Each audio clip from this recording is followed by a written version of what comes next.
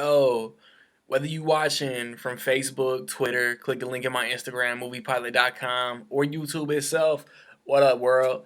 So I just saw the Purge election year. It is the third movie in the Purge series. The first one came out in 2013. The second one, Purge Anarchy, came out in 2014. It stars Frank Grillo, Elizabeth Mitchell, Michael T. Williamson, Joseph Julian Soria, Betty Gabriel, Terry Serpico, Edwin Hodge, and it's directed by James DeMonico, and he's also directed the first two movies in the series. If you're trying to get a shout out in my first movie review I do next weekend, man, just stay tuned to the end of the video, figure out how you can do that. You got Frank Grillo. He has become like the head security detail of Elizabeth Mitchell's senator character, and she went through some things. I think they show in the trailer. She wants to completely do away with the purge altogether. She running for political office. The new founding fathers who set up and made the purge happen to take out basically all the poor people, and so they ain't gotta put them in housing and healthcare and all this. They want to get rid of her. They have their own candidate, and Frank Grillo got to protect her throughout the night. My brief history with the Purge series goes within the past week, man. I watched the first two movies earlier this week, so I knew what I was getting into. I watched the first movie. I thought it was fine. I don't understand why everybody thinks it's bad. Home invasion, suspenseful, more horror, but not really scary. Secluded to one place.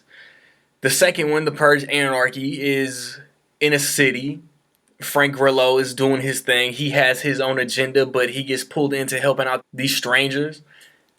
And I mean, it's like a video game, man. Just survive the night in a city, and everybody trying to kill you. I think they're both fine. I don't think they're anything groundbreaking or revolutionary for horror or action. I think this one is a little more of the same on a more escalated level. I think the stakes are higher in every movie.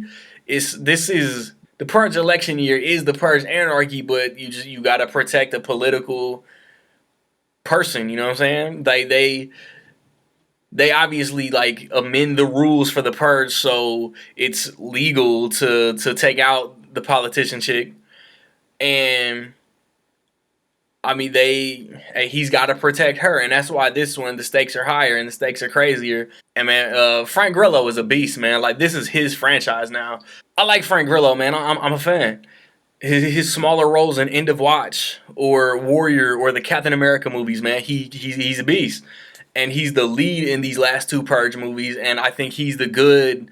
He's not really a hero, but he's not an anti-hero. He's just a guy that gets caught up in this shit, and he services the role well. I mean, if he'd be my vote for the Punisher if Bernthal didn't kill it in this past season of Daredevil. Elizabeth Mitchell was real convincing as the politician lady who has a bad history with the purge, so she wants to get rid of it. I think she serviced that character well, man. Edwin Hodge comes back, and his character has evolved like every movie. Like, he was the dude who set off the events of the first movie. Apparently, he was homeless. They don't really go into any backstory with that. He's a freedom fighter in the second movie, and now he's a step further in this one. I ain't gonna say what. And then Michael T. Williamson, man, Bubba Gump ass, just small, convenient deli store bodega owner who gets put into a situation and he's trying to protect his, and he gets pulled into the bigger picture.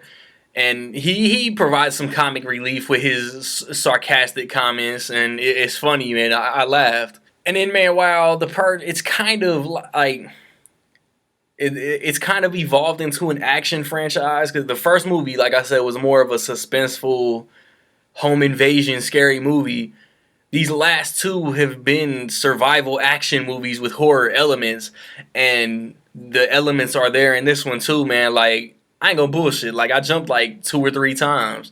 Just like somebody come around the corner and boom, or somebody like jumped out of nowhere, and I got caught off guard, man. Like, James DeMonico, like, he's worked these city, like, and this one is predominantly in DC, election year, presidential candidates and whatnot, and the way that he can maneuver through a city, like I dig that, and Grillo as the assertive badass, and he delivers his lines well, and he plays that part really well.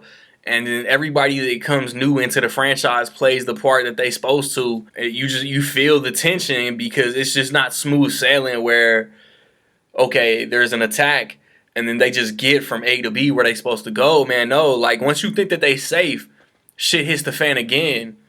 And it's like, fuck, man, what do these people got to do to make it through the night? I really dug that element of the movie too. But then, like, my only complaint with this movie is these over the top acting ass little schoolgirl purge hoes. They're in 3 scenes, man, but I hated them so much. And there's like at the bodega, and then this chick that is cool with Michael T. Williamson, and she come in here like she straight Sasha from The Walking Dead, and she come in there and she whooped their ass one time. Well, she get in their face one time, and then they come around again, and then when you think they gone, they come around again. And then once they finally gone, man, the movie just improved so much. The scenes that they're not in are dope, but the scenes that they are in, I was just, man, fuck, man. Like somebody shoot these bitches already, man. Somebody like stab these bitches, cut they dope, man. Like I hated them. The one specifically, man, and y'all know which one. When you see the movie, man, y'all know which little schoolgirl purge hoe bitch I'm talking about. Like, she was the worst. In all 3 movies, man, she's my least favorite character.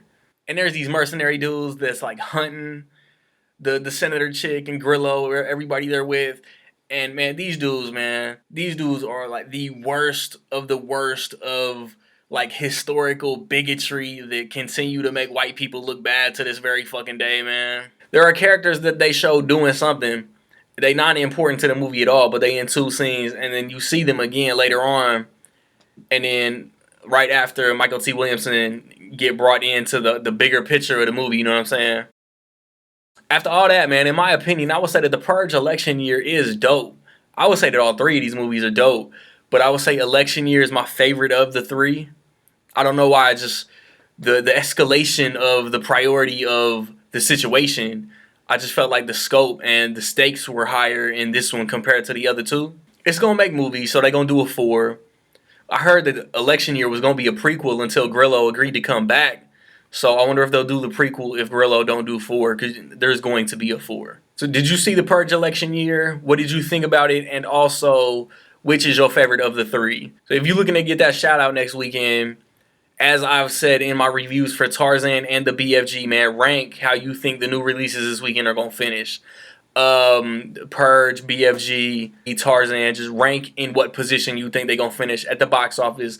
Be the first to get it right and get the shout out next weekend before the results come out Sunday morning. No matter what you're going to watch, man, Purge, BFG, Tarzan, Central Intelligence, Dory, The Shallows, Independence Day, whatever you want to see, even if it's something that came out way back, Captain America, Jungle Book, way back. Tag me in your ticket stubs no matter what the social media, man. I have got my reviews posted for everything that's recently come out that I've seen. Clearly, BFG, Tarzan, The Shallows, Independence Day. Check those out, man. Next weekend, like I said, I want to see The Secret Life of Pets. I want to see Mike and Dave Need Wedding Days. The week after that, Ghostbusters come out. Maybe The Infiltrator. I got a movie talk coming. I got a 6-month Blu-ray collection update coming. Be on the lookout for all that. Like, subscribe, comment. Find me where you find me. Peace.